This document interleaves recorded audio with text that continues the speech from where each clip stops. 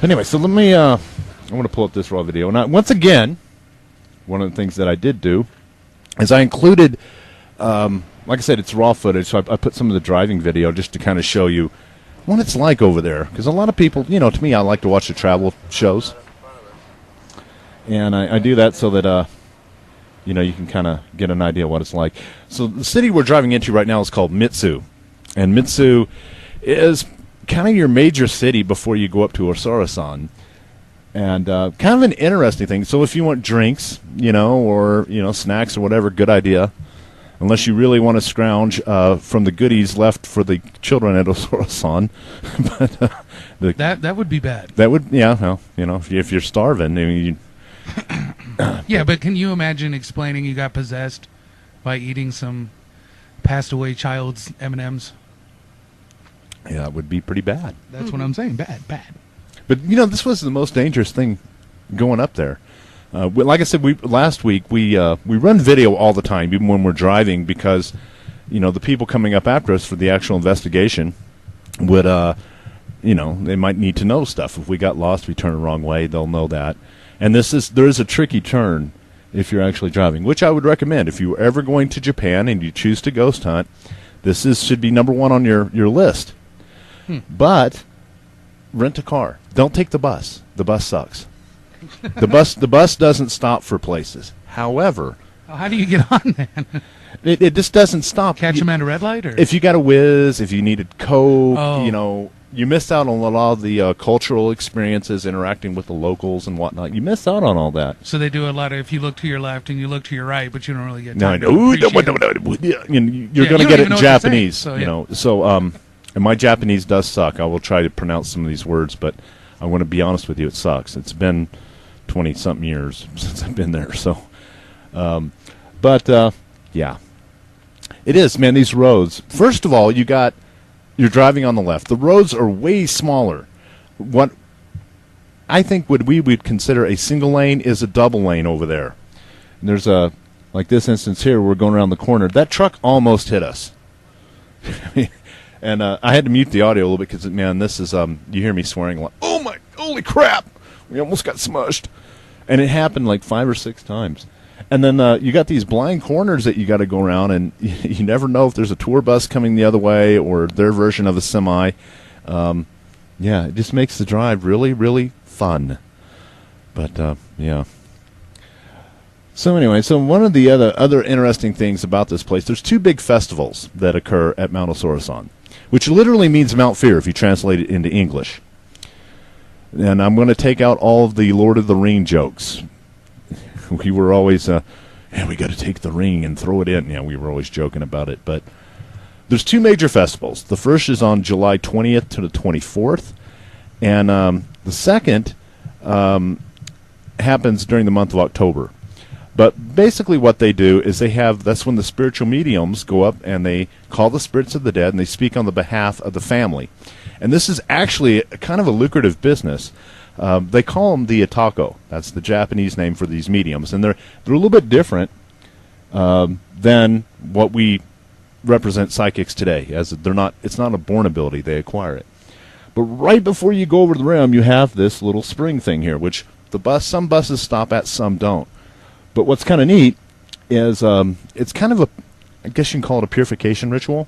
So the water's coming out of the fountain and you drink from it, and there's 3 different little spigots, so to speak, that you have to drink out of where you go down. Once again, you got my skinny butt back in, when was this? 1989, explaining this. Yeah, well, they drink from it. So right before you go into hell, you got to be, cleansed. Don't want any of them buggers following you home. But just the mythology of this place is fascinating. But what the Atako do is the family often, if they can't make it to Osorezan, they hire these people, and they go up on behalf of the family, and they will talk to your ancestors, and they come back down with the news, like, well, your great-great-grandpa really hates your haircut and that girl you're dating? Not happening. Family doesn't like her. And it's stuff like this, and it's kind of interesting. If you go up there during that time. Also, there are a couple, we talked about it last week with Zero and I, there are 4 medicated baths up here. They're public bathhouses, so there's one for men, one for women, and there's a co-ed one. And just, you got to be aware. You can't go into the women one, but you can go into the co-ed one. But like I said, the water is this sulfury smelling, bubbly stuff. I didn't want to go in there. Normally I would brave that kind of thing, but no. Especially for the ladies. Yeah. Well, I don't know, man. I mean, that's... Ugh. I mean, literally the second you come over the crest, the Sant Chichu. So here is the lake. This is all... It's a volcanic lake. And the smell of sulfur... I mean, when you come over to that sulfur smell, just bam! I mean, it is intense. It is bad. But on this side is what they call Paradise Beach. It's really nice. You got the blue water there. You're surrounded by mountains. And going through it, as you can see, I'm walking over here now. There's just these sulfur streams. And one of the elements here is, according, once again, to their legend, is they have literally the bridge to hell. Now, the thing about the bridge, it's this red bridge, and we'll be showing it to you here in a minute, is supposedly if you lived your life properly, you were a good person, you can see the bridge plainly and you can cross over. However, if you were wicked, like Wendy, and you come to the bridge, a mist obscures the bridge and you cannot cross. So it's another part of their mythology. A whole bunch of areas are there that are kind of interesting. There's the bridge. But there's a bunch of areas, like they have places like there's Lake Blood. Just the names of the various places around here are pretty fascinating by themselves. By the way, the name of that beach, I called it the beach, Paradise Beach. It's Wait, let me see if I can pronounce this. I can't. Gokurhama. I shouldn't have drank before it doomed. But anyway, so you know that's the rule. You got big words. You shouldn't drink until you're done. You should know this by now. But it makes it more fun. I'm going to scold you. I'm going to scold you from my hut over here. But yeah, the Tizo are the gods they're talking about. They're a common sight here, as are the cairns that are built by visitors. Suppose at the cairns you place offerings such as coins. Another thing that you'll see people doing is actually putting little rocks on the cairns to, help the kids out. One of the things you'll also see, whether or not, with the whole Buddhist thing, is there's all kinds of presents that are left for the children. The thing is, the children cannot pass to the afterlife. You can't pass before your parents do. So if a child dies, they're kind of doomed, I guess you can say. They have to roam the waste of Osorezan until the parents pass or until, they're freed. And there's all kinds of things that leave out for them. Chocolates. A popular thing you see also are plastic pinwheels. They're all over the place up there. Candy, small toys, things like that. Many of the offerings are also made at a lot of the temple sites, as well as some of the small cairns that you see on the rock shore. You'll see flowers and the pinwheel stuck in there, straw sandals, all of course which are given to the kids. There's one guardian of the children. I'm just see if I can find his name here. But you can kind of see this. You'll see a lot of these pictures. There's statues wearing a red hat and a red bib. That's the guardian of the children. And so you'll see a lot of the offerings made at that. Apparently there's also a lot of demons, as you're seeing in the display there, that go around, they kick over the rock cairns and pretty much make life unpleasant for the kids. And so this guardian of the children is pretty much the only one that keeps them safe. So you'll see a lot of offerings at sites to him. So this is an inside, as you're coming in, there's temple complexes off to both sides. And we're just giving you a kind of a view here. All these are kind of cordoned off. It's like you can't go walking in there if you wanted to. Also, keep in mind, if they are open and you go inside, you're in Japan. You have to remove your shoes. No trotting in there with your sneakers on. Made that mistake once, but not at this place, another place. Also, at the site, there's a hotel. And right as you come in, the hotel is off onto your right. So we're actually looking the opposite way. That's the entrance. and the hotel would be on the left if you're looking at this picture, and your bathhouses and stuff are up more.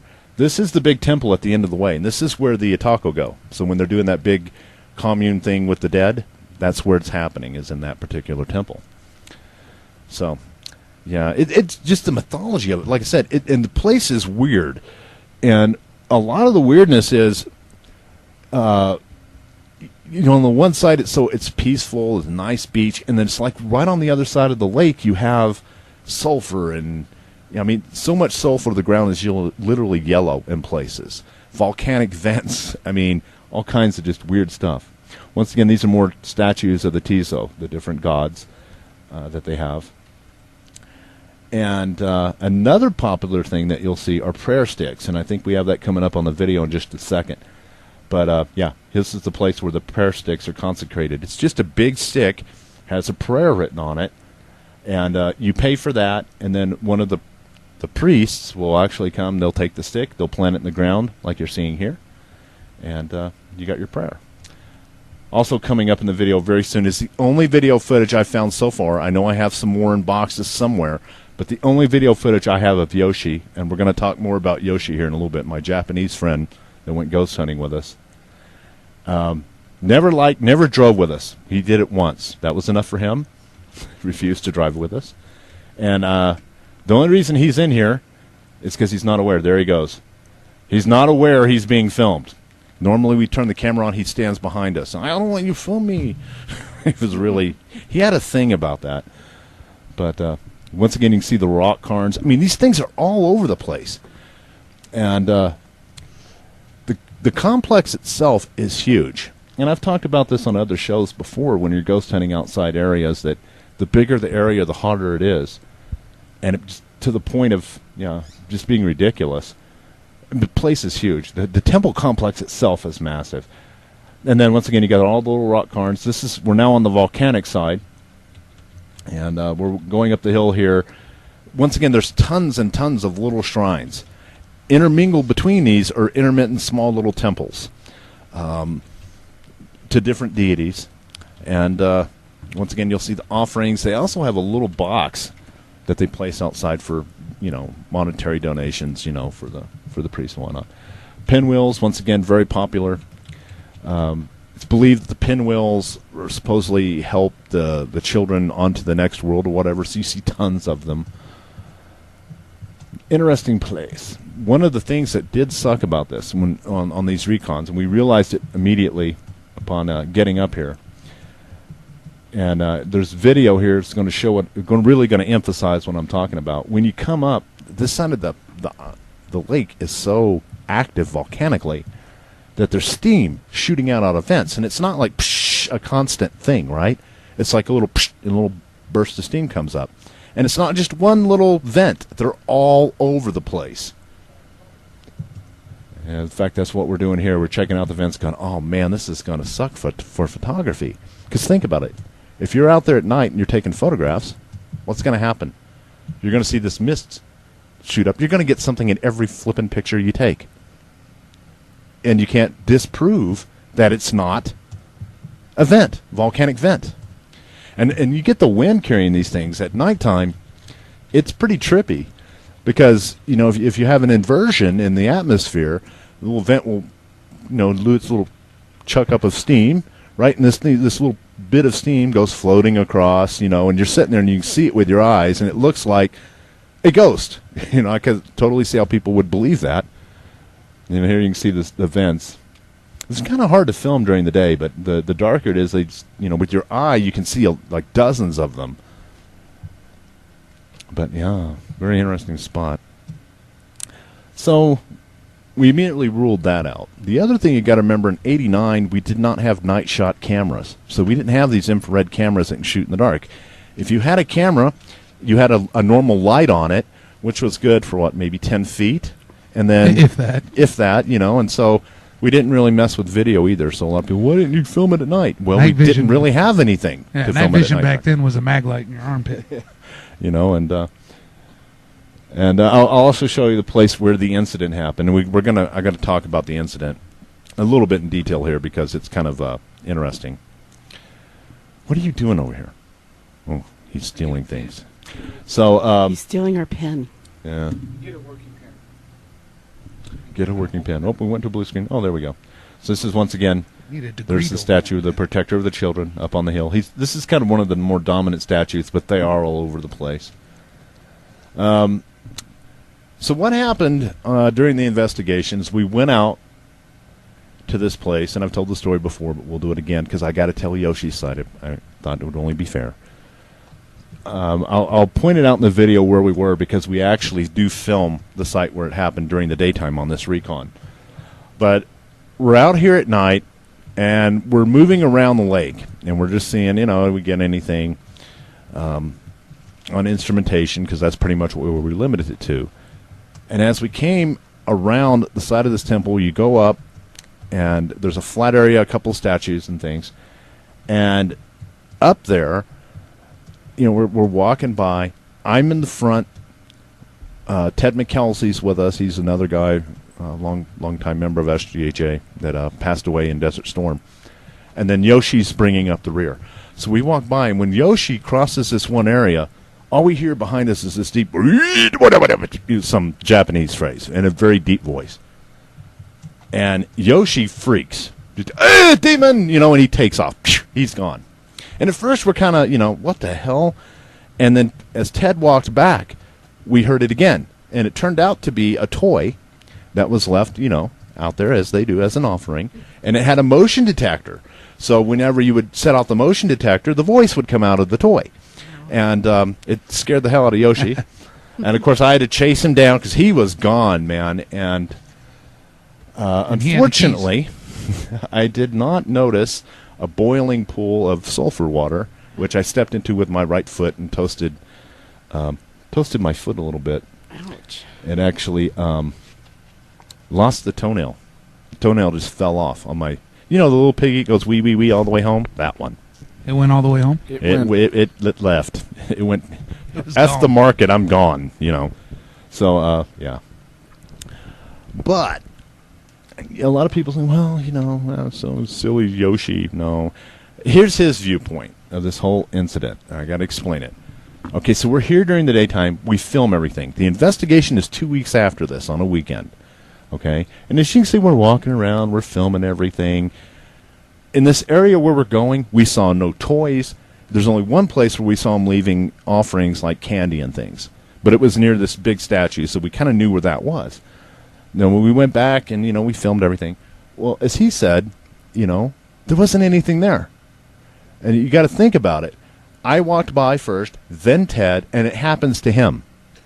So obviously in his mind, something's going on here.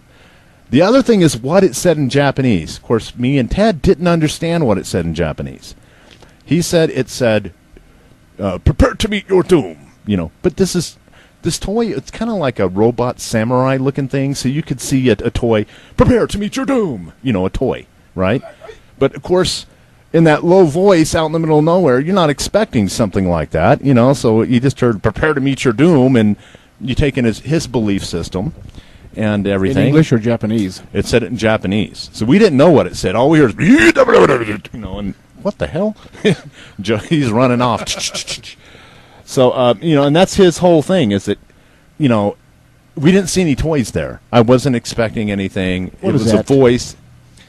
Well, there's all kinds of things. So a lot of these are little, another thing they do is they take these little statues of children and they'll wrap them in red cloth and they send them out by everything. I think here I'm just filming money, some of the money that people chunk. Remember I told you how they have the rock cards and they put money there too? I don't know what that's for. Bribe the demons, I guess. Don't mess with the kids. Take the money. But, yeah, here we're talking about this. I remember this conversation. We're like, man, if dark, that would suck to fall off into that stuff. Could you imagine if there's no guardrails?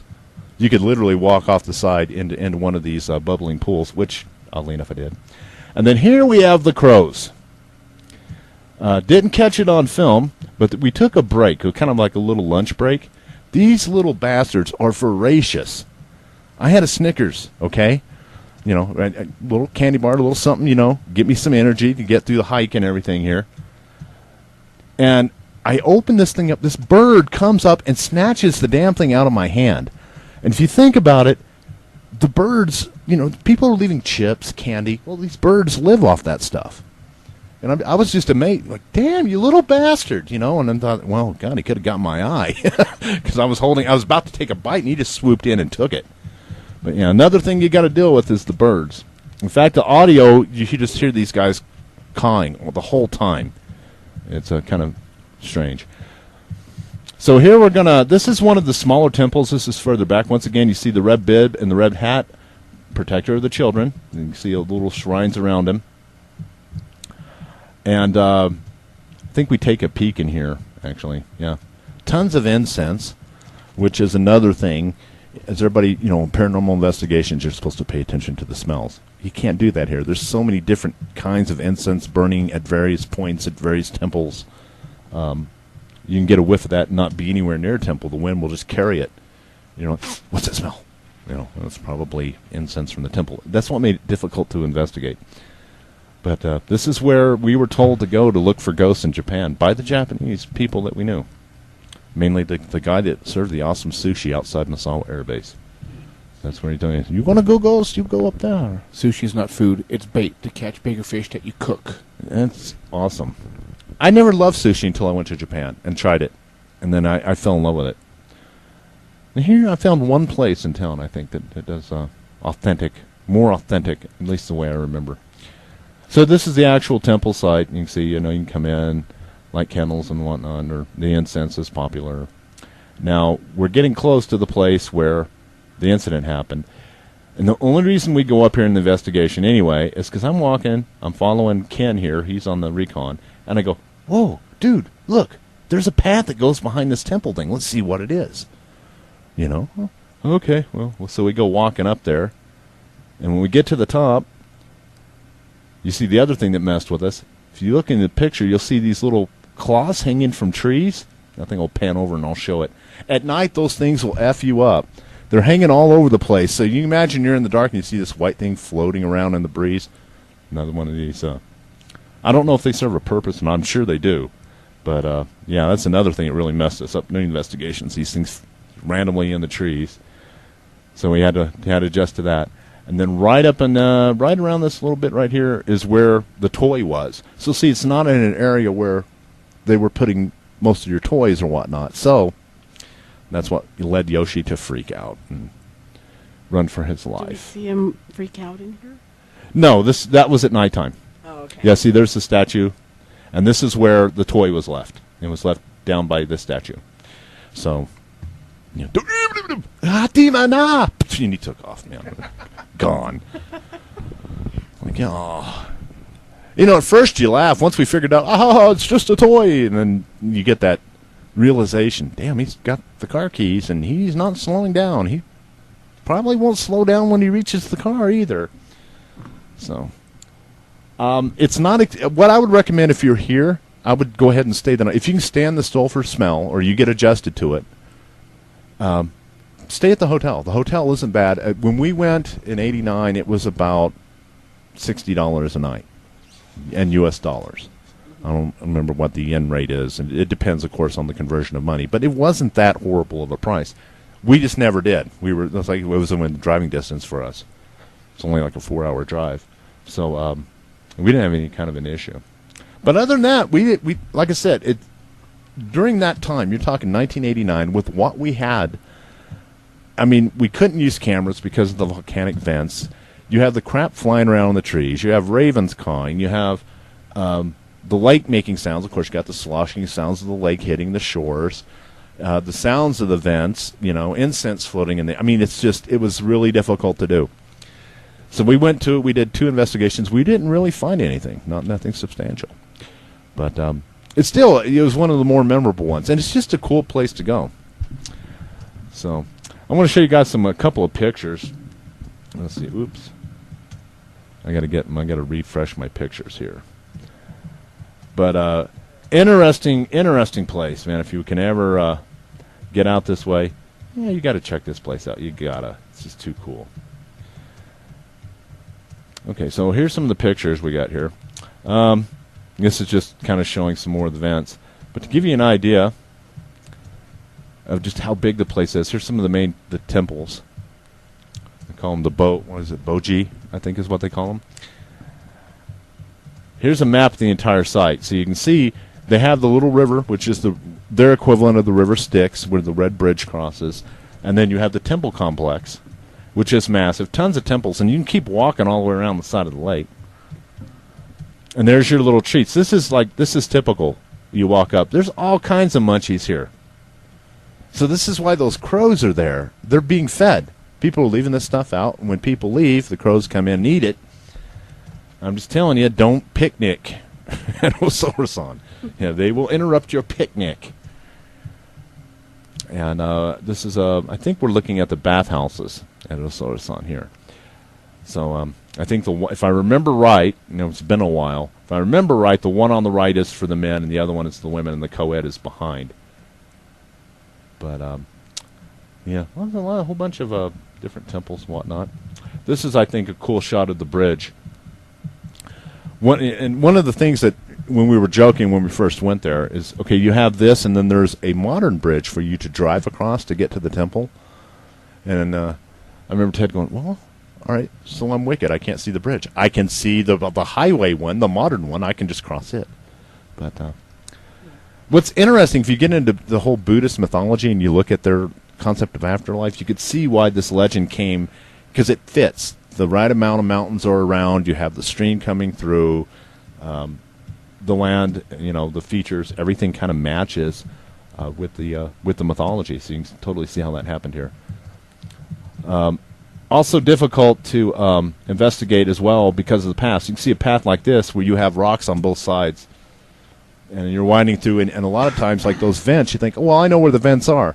They can be anywhere, and you can see this, and you don't hear it because of all the other sounds. And all of a sudden, this little burst of mist comes floating in front of you, and ectoplasm, take pictures. No, it's it's kind of freaky, but I think it's just a really cool place. Here's one of the similar to what I stepped in. Okay, these things are hot. It's a pretty thing. Don't stick your finger in there. That is like sticking your finger in a boiling pot. There's a red one I did not get a photograph of, and it's like blood, and it's fairly large. I mean, just red water. It looks like somebody poured red food coloring into it. Just some of the differences. It's got lots of the chemicals. Tons and tons of sulfur. But still, one of the cooler ghost hunts I did overseas. I'm looking for footage of some of the ones we did in Guam, and if I can find those, we'll put those on a future show. I'm slowly going through a lot of the old tapes, they're 20 minutes each, and that's how it goes, man. Eventually get all that information.